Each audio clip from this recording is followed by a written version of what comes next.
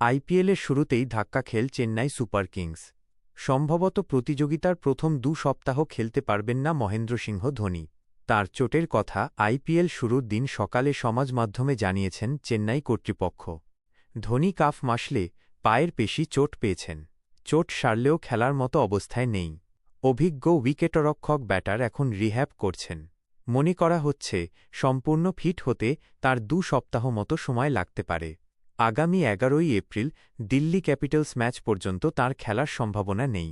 সেক্ষেত্রে প্রথম ৪টি ম্যাচে ধোনিকে পাবে না চেন্নাই।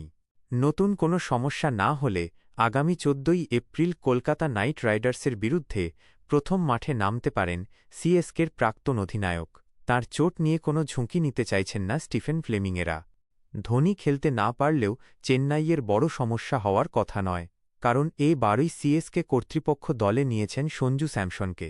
টি-২০ বিশ্বকাপজয়ী ভারতীয় দলের উইকেটরক্ষক ব্যাটার ধোনির অভাব পূরণ করতে পারেন।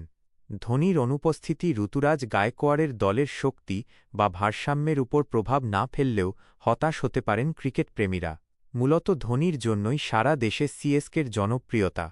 ধোনিকে এবার চেন্নাই কীভাবে ব্যবহার করবে তা নিয়ে বেশ কিছু দিন ধরেই জল্পনা চলছে। একাধিক প্রাক্তন ক্রিকেটার ৪৪ বছরের ধোনিকে চেন্নাইয়ের প্রথম একাদশে না রাখার পক্ষে মতামত দিয়েছেন, কারণ গত ২ মরশুম ধোনিকে চেনা ফর্মে দেখা যাচ্ছে না। ব্যাটিংয়ের ধার কমে গিয়েছে, শেষ দিকে নেমে দ্রুত রান তুলতে পারছেন না। ব্যাটিং অর্ডারের নিচে নামিয়ে নামিয়ে তাকে প্রায় লুকিয়ে রাখতে হচ্ছে। কমেছে খুচরো রান নেওয়ার গতি। উইকেটরক্ষার রিফ্লেক্সও অনেক কমেছে আগের তুলনায়। তাঁর অবসর নিয়েও নানা জল্পনা চলছে, যদিও ধোনি নিজে এ নিয়ে কখনো মুখ খোলেননি।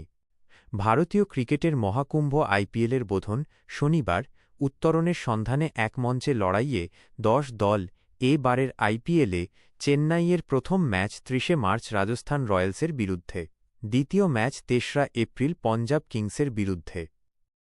চেন্নাইয়ের তৃতীয় প্রতিপক্ষ রয়্যাল চ্যালেঞ্জার্স বেঙ্গালুরু। এই ম্যাচ ৫ই এপ্রিল। চেন্নাইয়ের চতুর্থ ম্যাচ ১১ই এপ্রিল দিল্লি ক্যাপিটালসের বিরুদ্ধে।